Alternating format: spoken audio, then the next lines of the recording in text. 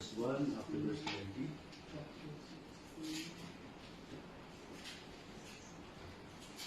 Salitan po tayo sa pagbasa.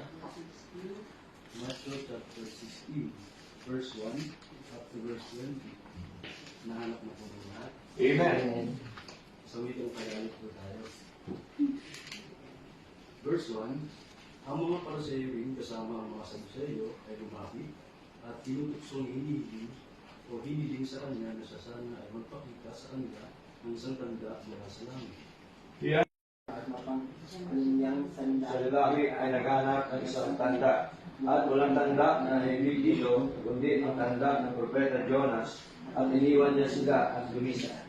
At nang ang kanyang mga disipulo ay dumating sa kabilang ibayo, sila ay nakalimot na magdala ng tinapay.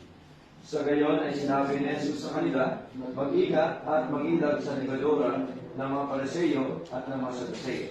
At sila ay nagkatiranan sa gitna ng kanilang mga sarili na nagsasabi, ito ay dahil hindi tayo nakapagdala ng tinapay. At nang mahiwatigan si Jesus, ay sinabi niya sa kanila, o kayo na malinit na pananampalataya, bakit ba nakatwiranan kayo sa gitna ng inyong mga sarili dahil kayo ay hindi nagdala ng tinapay? Verse 9, hindi pa ninyo naunawaan, hindi naaalaga ang inyong tinapay ng